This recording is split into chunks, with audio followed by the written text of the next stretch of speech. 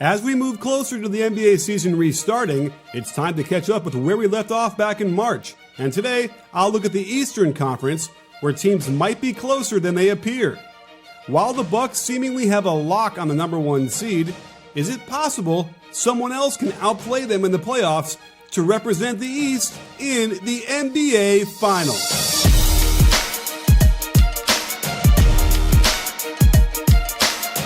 With a league-leading net rating of plus 10.7, the Milwaukee Bucks have been beating teams by the kind of margins we normally reserve for title-winning teams. Everything begins with Giannis Antetokounmpo, as he leads the team in points, assists, and rebounds. While they might appear to lack depth, they bring in a whole host of tough role players that know what they're doing to operate as satellites around the Greek Freak. Where they excel on offense is leading the league in two-point percentage. However, they don't take a lot of two-point shots inside of 10 feet, ranking 23rd in shot frequency from that range. They certainly hit a lot of those shots, but then you factor in that they take the 4th highest frequency of three-point shots, yet only hit 36.7% of them. And you've got me scratching my head how their offensive rating is in the top 10 at number 6. Defensively, they're over 3 points in front of the second-place team in defensive rating. While they give up a ton of threes, they're holding opponents to an average percentage. But if you dig deeper, they're giving up wide-open threes at a whopping 21.8% frequency.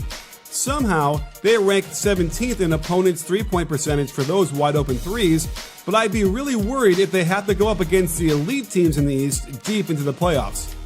Let's examine why more than 1 in every 5 three-point shots taken against the Bucks defense is considered wide open. First off, they were so concerned with shots inside the paint that they'll help from one pass away in order to stop them from shooting it. But this opens up the easy kickouts from the post-up without anyone rotating from the weak side to cover for the double. Helping one pass away is a routine technique they use to stop dribble penetration, as both the wing and the corner lose sight of their own men in order to rotate to the ball. This is a very easy pass to make for the open shot.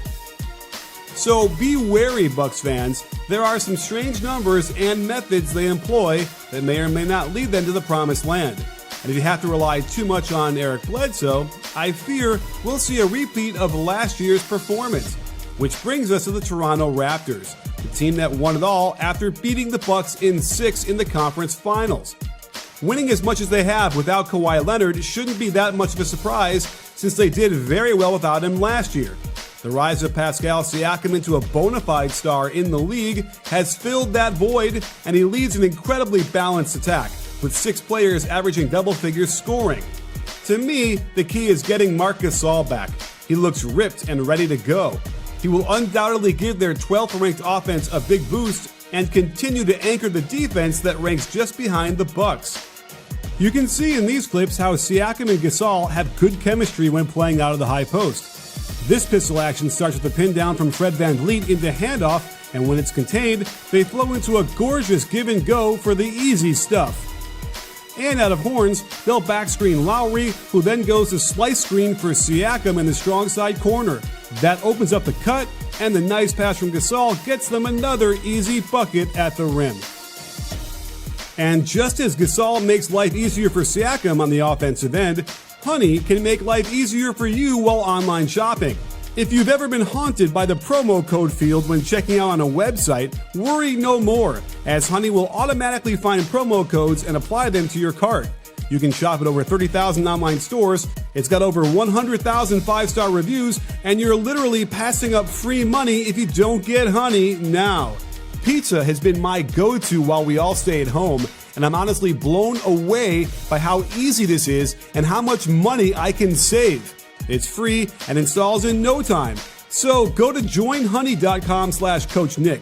No need to thank me, just go to joinhoney.com/CoachNick and you'll not only save money, but more time so you can study up on the Boston Celtics, who are firmly ensconced in 3rd place in the East, where Brad Stevens has managed this team to some elite status, ranking 5th in offensive rating and 4th in defensive rating. Both Jason Tatum and Jaylen Brown took steps forward, and the hiatus allows Kemba Walker's ailing knee time to heal properly. The real question is, can ultra small ball work in the East with Daniel Tice? And will their depth be an issue? Stevens certainly gives them an advantage with in-game adjustments and out-of-bounds plays. While this isn't perfect execution, watch how they use the threat of the flare screen to get him to step on the defensive switch into a handoff. Jason Tatum ranks third in three-point percentage off the dribble, and here's one reason why. And let's not forget this home run play that has won them quite a few games over the years. A lob pass to the weak side high post with a cross screen at the same time. This does not get Tatum much room, but he's been ridiculous off the dribble from deep all year long. With a full healthy roster, the Miami Heat can be the team in the East that no one wants to play. For me, the key is Bam Adebayo, a guy on my favorite players list. Anybody that averages double figures rebounding and more than 5 assists is okay in my book, and his ability to initiate the offense after grabbing a tough defensive board really helps everyone else be more of a threat. You already know about Jimmy Butler's abilities on both ends of the floor. Let's face it, he's damn tough. But it will be Bam and the shooters that will give the Heat a chance against the teams ahead of them. Speaking of which, his favorite target is Duncan Robinson, who's stroking it behind the arc at 45% on over 8 attempts per game. And they've got the two-man game down cold, with the handoff or re-handoff to eventually get him just enough space to quick release these beauties into the net. Let's move on to the Indiana Pacers, a vexing team considering they've got Victor Oladipo back from injury, but coming off a long layoff, and he might still be rusty. Add to that, Malcolm Brogdon tested positive for COVID-19, so we have no idea what kind of shape he'll be in once he's cleared to play, but they've got a lot of good pieces, and they're in the hunt for the 4th seed. Keep your eye on TJ Warren, who has been the leading scorer for this team. He gets a lot of floaters to fall as the initial offensive attack stalls, and he and Domantas Sabonis can hook up for a pitch-to-pick action. This is crucial, since these are the shots playoff defenses are willing to give up.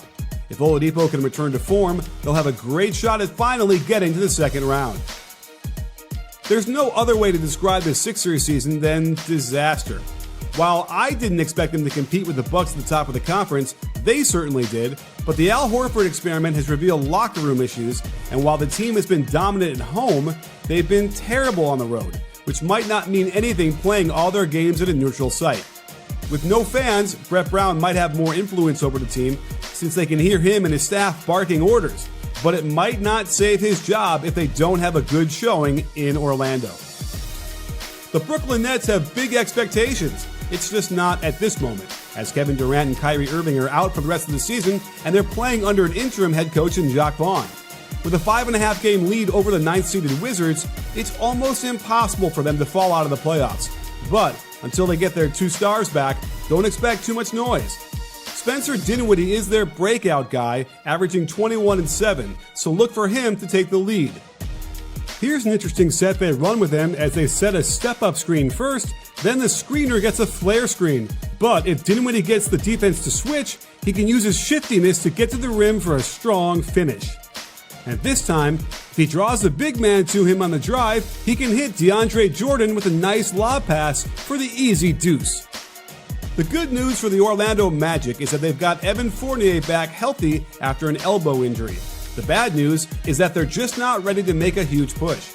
Look for Jonathan Isaac to continue growing into a possible all-star role eventually, and for Markelle Fultz to continue finding his way into a solid NBA player. Evan Fournier has been a marksman for the Magic, and they get him a lot of shots running him off of pin downs by their big men.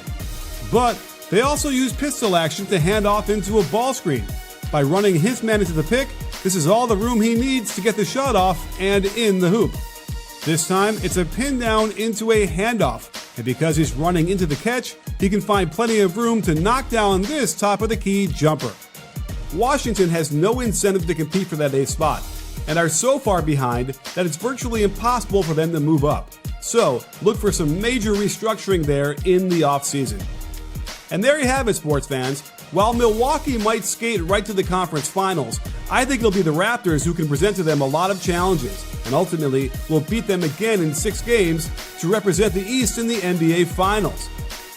But look for Miami to be a fly in the ointment as Eric Spoelstra relies on his title experience to coach them over their heads a little bit. Stay tuned for lots more coming up as we march towards the opening of the NBA season.